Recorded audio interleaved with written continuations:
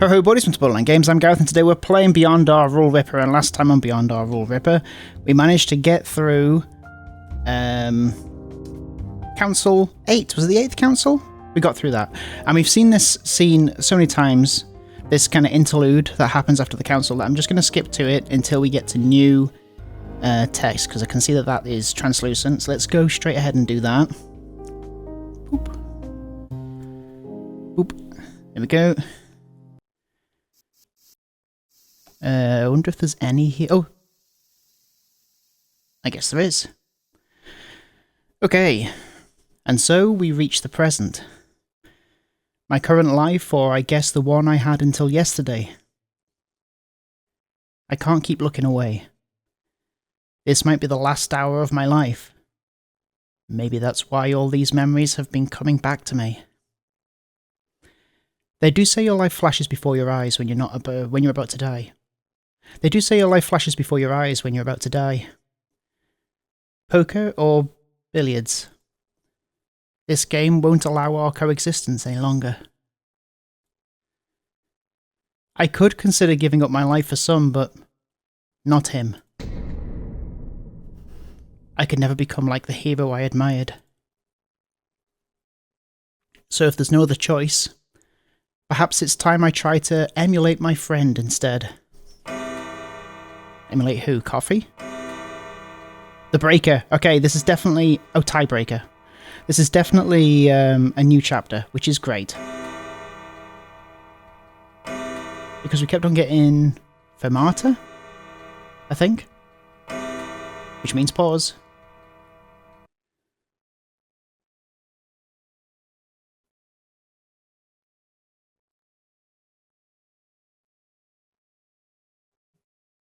I think the 8th Council was my biggest hurdle. We got through it. So is this... Okay, new text. Who dis? Once he finished his drink, he put the glass on the table and proceeded to eat his croquette. Proceeded to eat his croquette. A new serving of them had come down from the lift, like 4 hours prior, which confirmed that they were periodic rations to keep them fed. Though Bill would not see the next one. Getting food of any kind should have been a cause for celebration.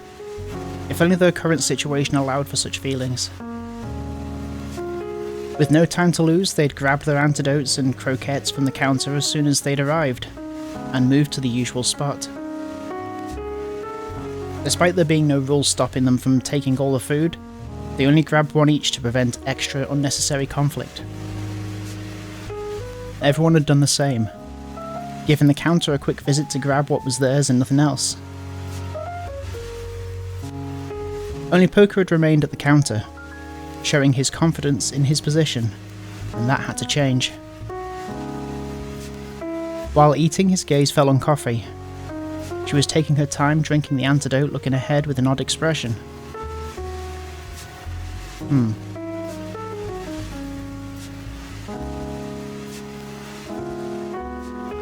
Her face was going through a strange kaleidoscope of emotions, mixing disgust, frustration, and to Bill's surprise, affection. Upon seeing that peculiar scene, he remembered something else that she'd mentioned previously. Because it's the only one I've tried. Once I have to drink it to stop the poison, even if I can't stand the taste. Now he could clearly see that she wasn't lying. Her aversion to the taste was clear as day. But where was the opposite feeling in her face coming from? Before he could ask, she finally finished the drink and went straight to business. This will be our most important hour. You know why, right? Because Poker might make his choice. He might, but that's not what I mean. There's 2 hours left for 10. Next council will be decisive. Not so much for Poker, but for everyone else. It'll be their last chance to take you out, through voting. Wait, what do you mean the last one? If the time limit is at 10, there's 2 councils left. You should know your own rule by now.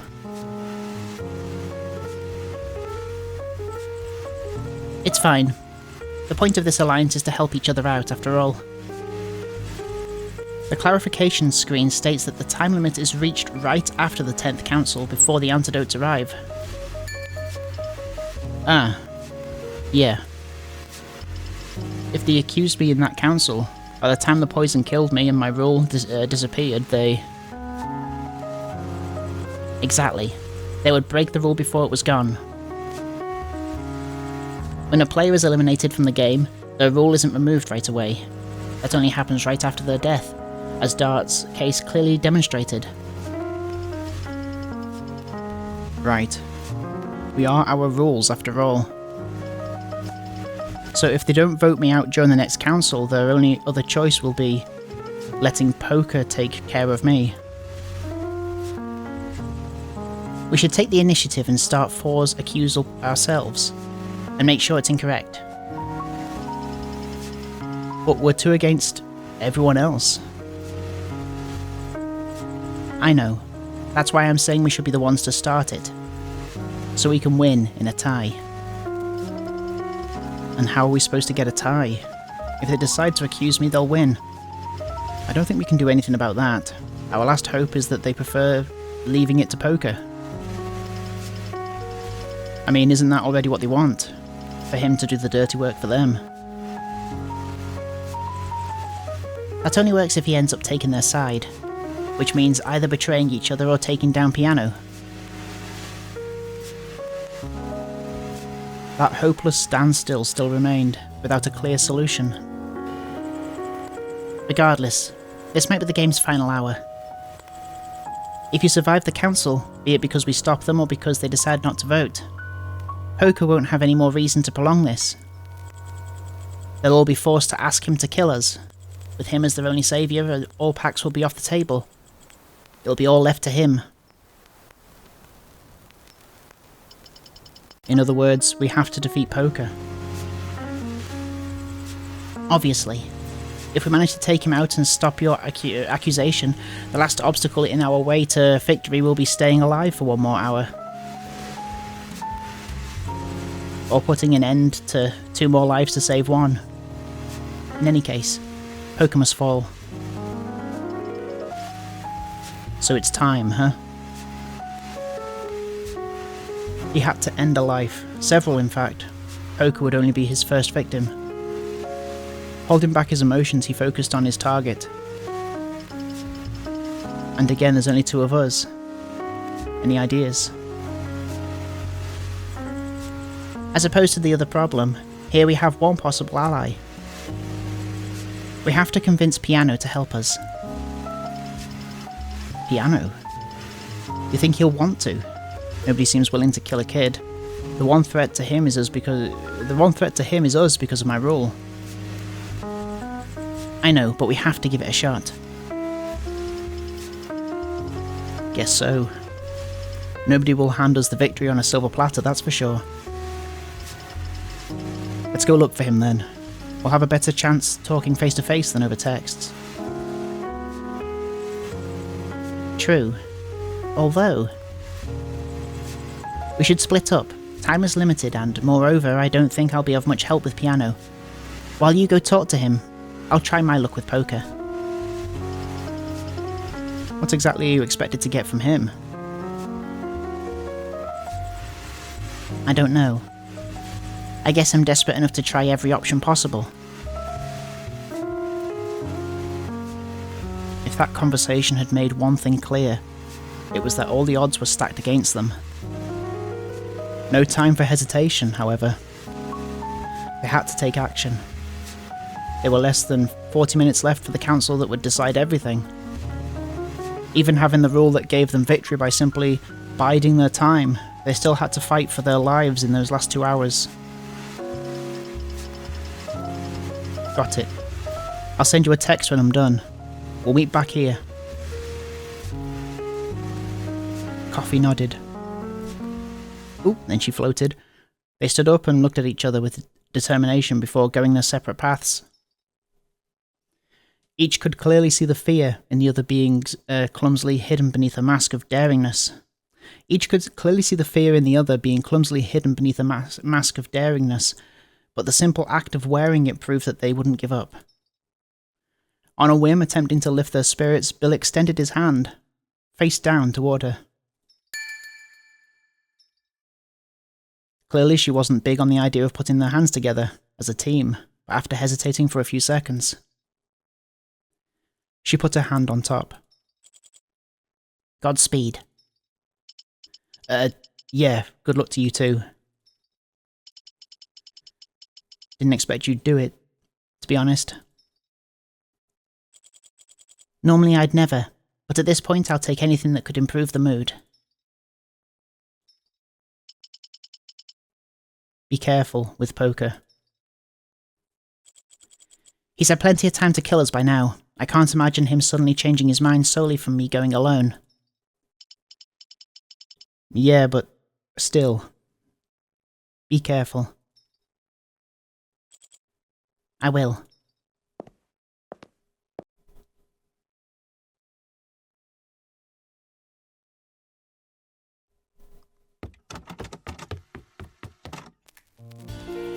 The piano was his first choice. He couldn't help feeling a bit dumb that the piano was his first thought when looking for piano. But to be fair, he had found him there on several occasions. Despite that, before he even got there, the absence of any music had made apparent the fact that he wasn't there. Considering how things are now, I guess he wouldn't really feel like playing anymore. Someone is, though. It wasn't just piano. Cigar wasn't at her usual table either. Suspicious. A sign of how the game had changed. Previously, coming across someone by simply walking around a bit was unavoidable. But 8 hours later... No. Now's not the time for these kind of thoughts. He immediately brushed away the hindrance in his mind to focus on the search. Sending a text asking him where he's at would be faster, but if I do that, I think he'll either ignore me, or he won't want to tell me. You'll give him a heads up. Although Piano had asked him in the chat that he'd rather talk over texts, Bill wanted to make sure that they talked face to face this time. Thus he had to find him. If he's not here, then he's on the other side of the bar, or... He realised there was another possibility. One given by his number. Oh, he could be by the door. As expected, he found nobody there. Stumbling on him entering or leaving was too unlikely. Now he faced a new problem. If Piano had gone out, they couldn't talk until he came back. I can't leave this up to luck. If I can't find him soon, I'll have to give up and use texts. Huh. Oh, there he is. Ah! Fate had decided to grant him a small miracle. Right behind him, the person he'd been looking for had suddenly appeared. What are you doing here? Well, to be honest, I was looking for you. For me? Here? You planning an ambush or what? Is this an ambush? No. Well, in a way, yes. Sort of. Well, you were about to leave. There's nothing left to hide. I've got no intention to. I know. Yeah, I was going out. Happy? Not especially, truth be told. Happy to find you, though. His hostility was an open statement. Not only did he make no effort to hide it, he wanted to make sure it was clear. Doing his best to move past it, he went straight to the point. We have to stop poker. I know we're enemies, kinda, but we can work that out after we've taken care of him. Poker says he doesn't want to kill you, but that doesn't mean he won't do it, just that he'd rather not. So he'll do it if he feels he has no other choice. If he reaches an agreement with Cocktail and Cigar. That won't happen. Sure, I don't see Cigar ever agreeing, but...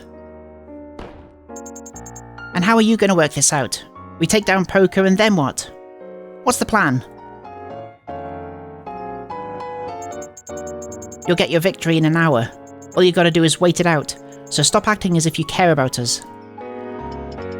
No, I won't let more people die than what can be helped.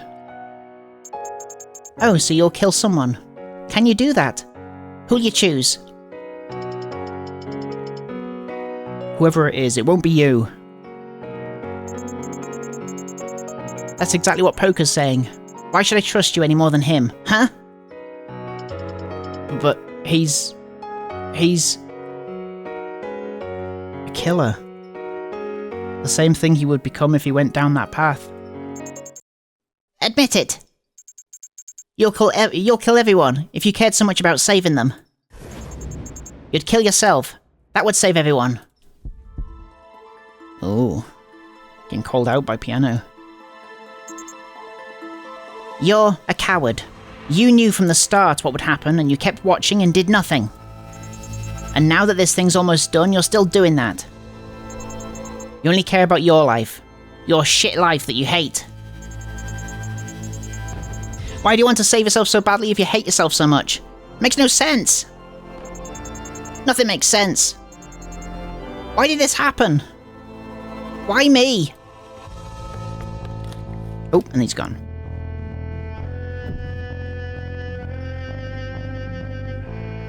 He found himself kneeling on the floor. At some point his legs had given up and had lost their strength. What little strength remained in his body was released right after. What's that noise? Oh. It was all over. Is this not the right ending? He'd been unable to stop Piano's escape, and his words. Not only was he incapable of convincing him of anything at all, it was Piano who had instead done the opposite to him.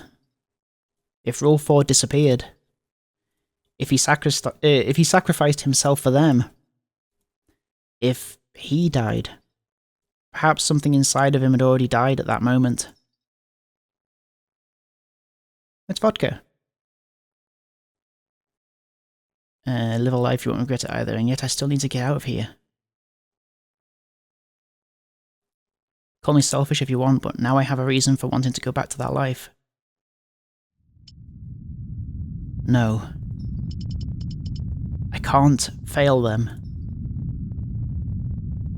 It's not for himself. He had to keep going. For them. Vodka was already dead, but Coffee still lived.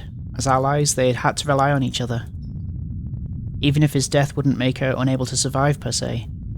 If she didn't, it would be his fault. At that moment, that seemed to be the only thing capable of making him stand back up and fight. Oh, he's going to message him. He tried to force himself to write, but words didn't come out. What could he say after that? Could there possibly be a way to make Piano side with him when not even...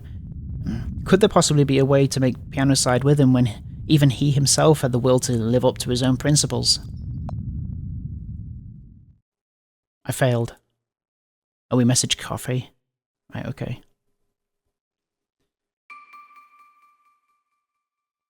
Several minutes had gone by. All he managed to do afterwards was go back there and wait for Coffee, trying to mentally recover as much as possible. Piano's words kept echoing in his head endlessly, as if he was being stabbed again and again, unable to stop it. However, something had started emerging from that pain, a feeling he couldn't quite describe, something strange and unnerving hidden in the kid's words. There she is. Hiya. I couldn't do anything either.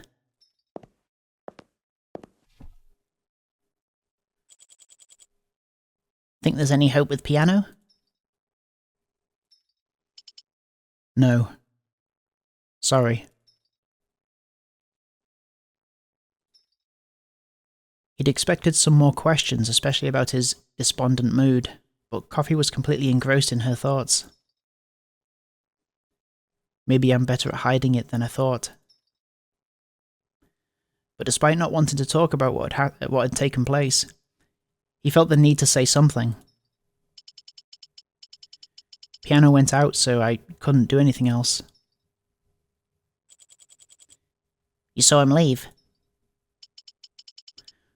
We were at the entrance. He ran away. Ran? It went that badly?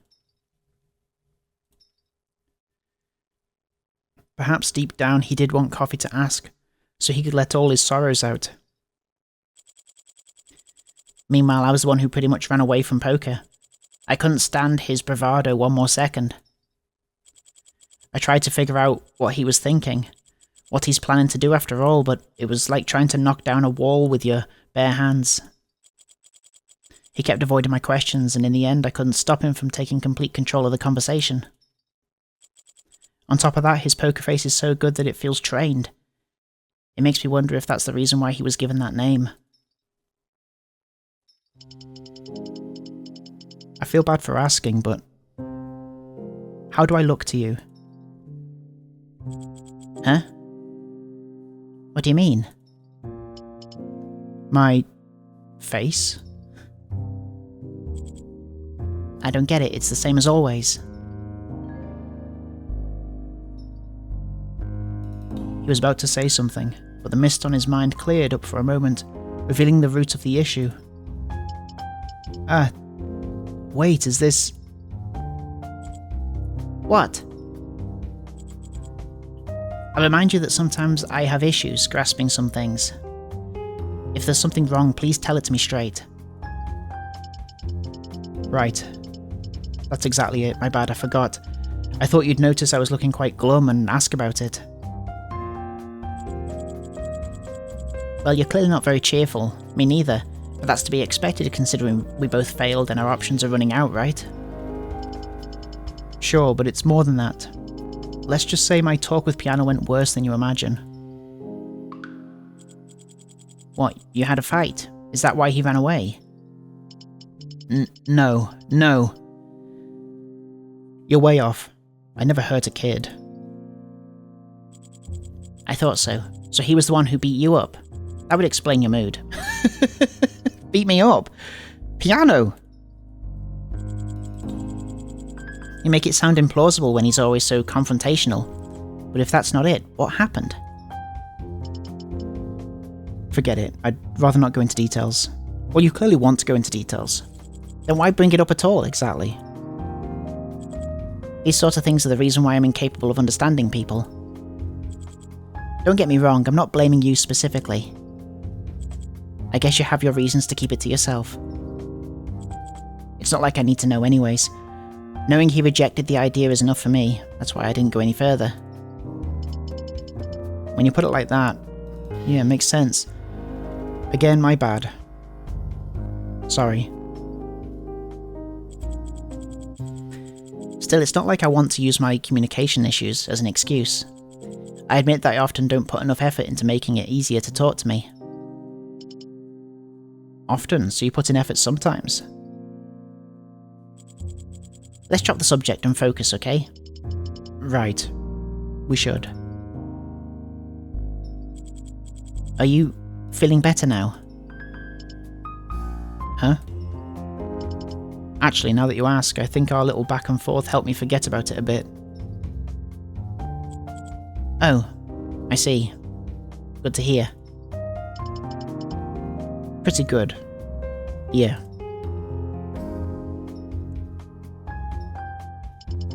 Let's keep talking before I get depressed again, please. Alright, although the problem we have on our hands isn't going to cheer you up too much, frankly. I know, but trust me, what was going through my head was worse. I won't ask for both our sakes. Good choice. Let's see, the problem's still the same as before, preventing my accusation at the next council.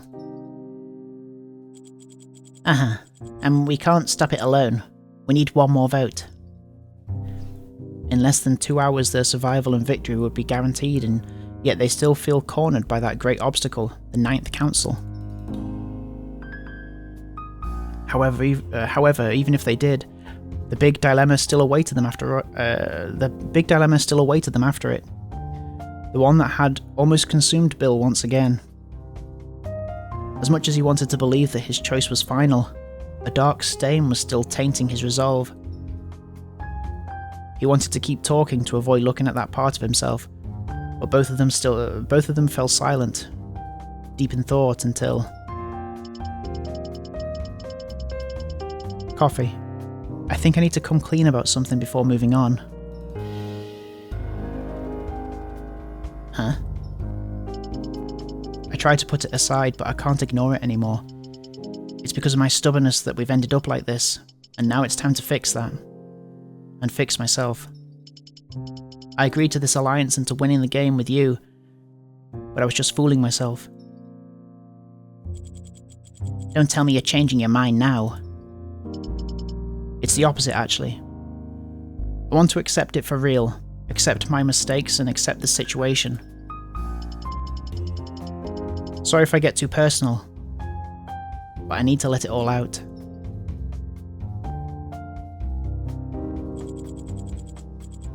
I'm not a psychologist, but go ahead. Thanks. From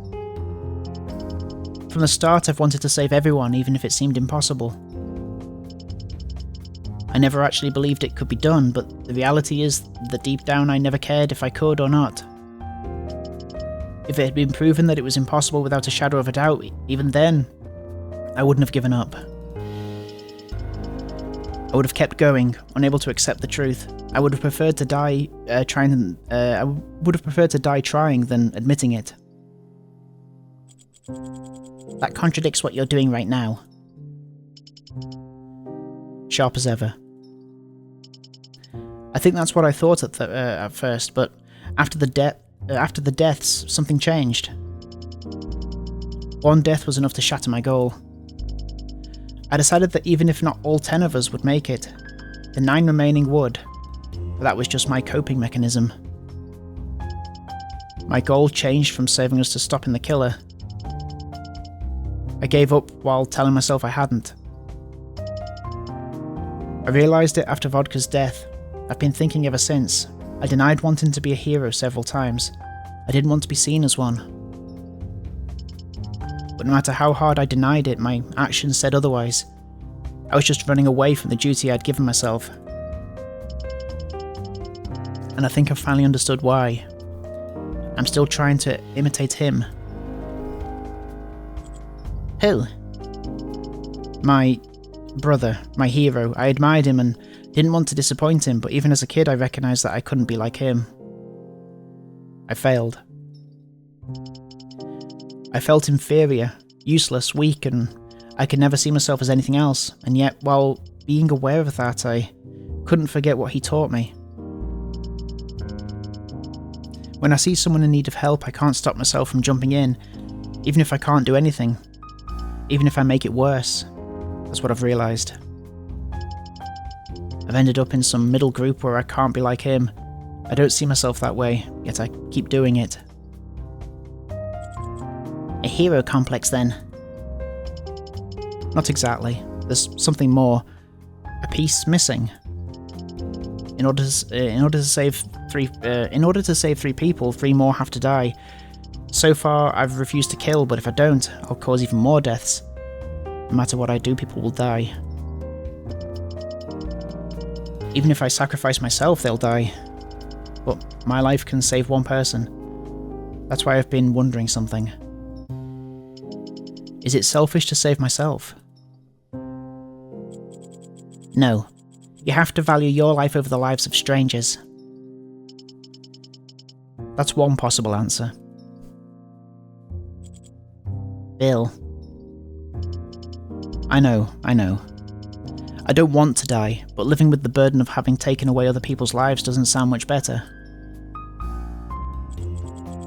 It's tough, but it can't be compared. And still I can't help but compare them. I know the answer, but I can't accept it so easily. That's my problem. That missing piece is something I've been carrying inside even before I met him.